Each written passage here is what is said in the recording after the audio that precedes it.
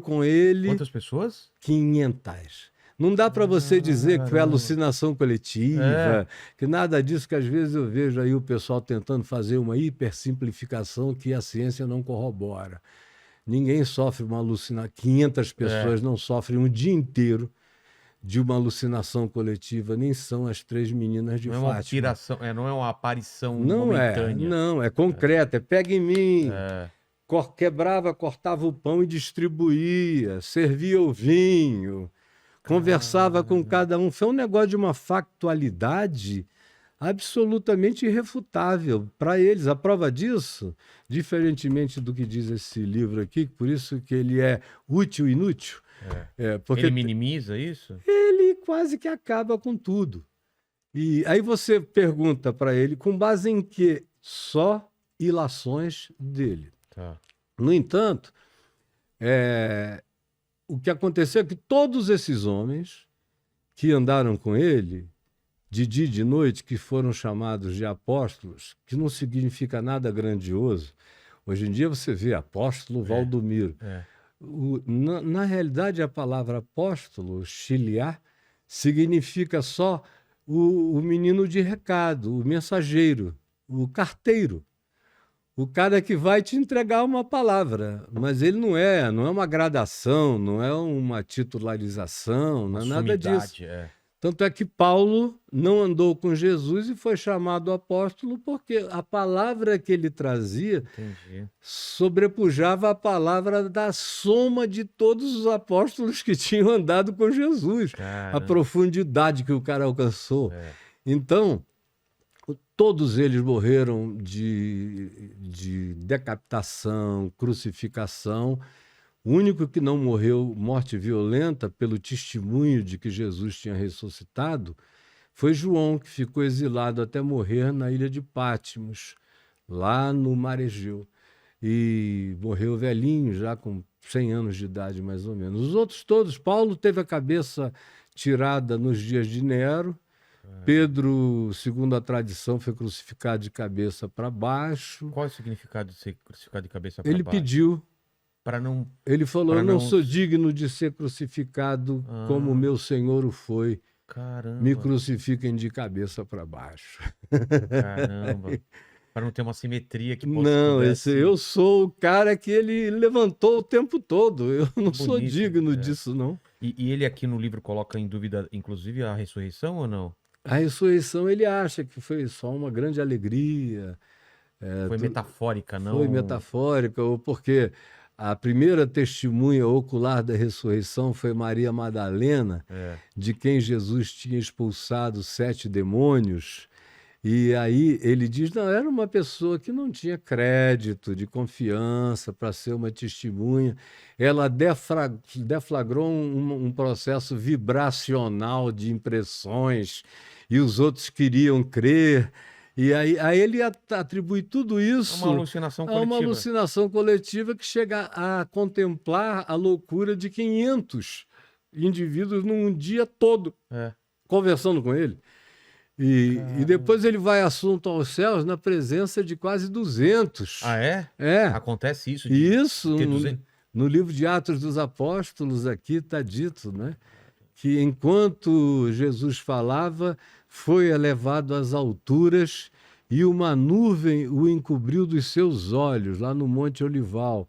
E enquanto eles olhavam para os céus, atônitos, 2 varões vestidos de branco se puseram ao lado deles e lhes disseram, varões galileus, por que estáis olhando para as alturas? Esse Jesus que dentre vós foi assunto aos céus, voltará outra vez do mesmo modo como viste subir. Então, aí esses caras saem, pregam pelo mundo, Pentecostes, saem pregando, Paulo se converte. Porque imagina ter uma experiência dessa, você não quer falar para todo mundo o que aconteceu. Pô, cara, né? E a de Paulo, que ele tinha carta para matar judeus, ele já tinha executado um monte. Ele era um soldado. Ele era um bolsonarista ferrenho. Que faz o Daniel, o deputado Daniel, sei lá o quê, o troglodita. Quem? Silveiro, faz o Daniel Silveira virar sacristão do ódio de Paulo. Então, Paulo odiava e ele prendia, obrigava a blasfemar, torturava e matava. Ele matou. Ele mesmo diz, escrevendo aos Tessalonicenses e em outros lugares, eu matei e os obrigava a blasfemar, se não blasfemassem eu matava. E ele estava indo para Damasco, na Síria, porque tinha uma comunidade de cristãos escondida lá, ele queria pegar todo mundo e matar. Quando ele vai chegando ao meio-dia... Mas desculpa interromper, mas por que ele estava nessa perseguição? Amando de quem? Ele pegou carta, amando do próprio ódio dele. Ah, é? Ele era contemporâneo de Jesus. Ele não viu Jesus porque ele foi criado em Tarso, onde hoje é a Turquia. E aí ele foi criado lá, foi educado, era uma das melhores universidades da Terra naquele tempo.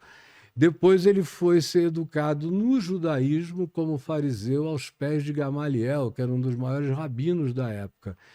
E ele tinha um primo, Barnabé, que se converteu loucamente e acabou vendendo tudo que tinha e doou para a comunidade de Jerusalém para atender a necessidade dos pobres, que eram muitos naquele tempo.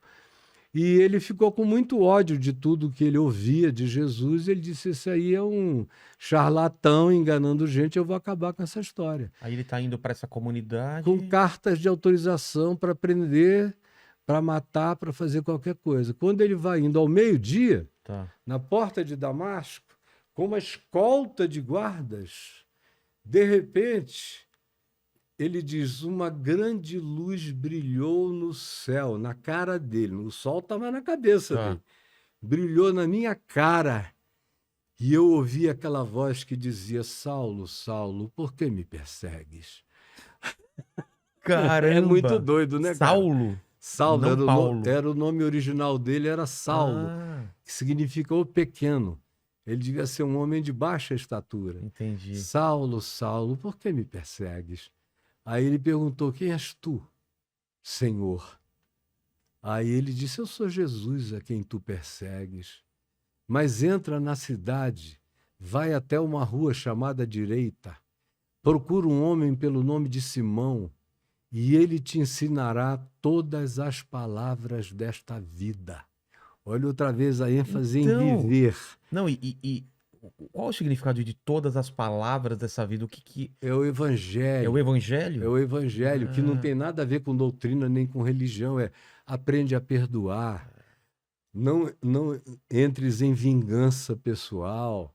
Ore pelo seu inimigo. Ame o seu inimigo e ore por aquele que te persegue. Não adianta transformar quem não quer a natureza das coisas que você está querendo. Portanto, não jogue pérolas aos porcos. Construa sua vida nas bases do que eu estou ensinando, que é como construir uma casa na rocha. A alternativa é como construir uma casa na areia, que vai afundar. Aí ele vai ensinando o que é ser feliz, as bem-aventuranças. Sim. Ensinando, pratique isso, você vai ser feliz mesmo. E ele vai, então, de encontro com essa pessoa para escutar, então, a palavra. Aí você vai aprender as palavras dessa vida. E aí ele vai, fica cego. Depois do encontro, ele fica cego. Ele disse que umas escamas cresceram nos olhos dele. Quando ele entrou na casa desse Simão, Simão falou para ele, Paulo, irmão, eu tinha medo de ti. Mas Jesus falou comigo, um anjo do Senhor me disse que tu chegarias aqui, era para eu não te temer, porque tu agora és meu irmão. Aí impôs as mãos na cabeça de Paulo, as escamas caíram dos olhos dele, ele batizou Paulo e começou a discipular Paulo. Quando chegou o sábado seguinte, Paulo era um cara que estava tão tomado por essa erupção de Deus na vida dele, que ele foi à sinagoga dos judeus em Damasco e começou a contar a história do que tinha acontecido com ele. Aí começaram a querer matá-lo na hora, e o rei de Damasco, Aretas, tentou matá-lo. Aí desceram num cesto pela muralha. Aí ele escapou, não foi para Jerusalém, para lugar nenhum. Ele ficou 3 anos em meditação na Arábia, entendendo o que havia sobre Jesus ali, as profecias, e meditando sobre o que ele aprendeu de Jesus, o que ele foi aprendendo, aquilo foi crescendo, virando uma arquitetura viva de compreensão. Só depois disso é que ele vai a Antioquia, e em Antioquia da Síria que ele é enviado, junto com o primo dele, Barnabé, para ir para a primeira viagem missionária pregando pela terra. Ele faz 3 viagens, provavelmente, acaba preso em Roma, nos dias de Nero, é morto, mas a palavra prosseguiu com os outros discípulos, e durante 300 anos e 20 dias, a Igreja de Cristo não construiu um único templo, não teve um único salão consagrado a orações,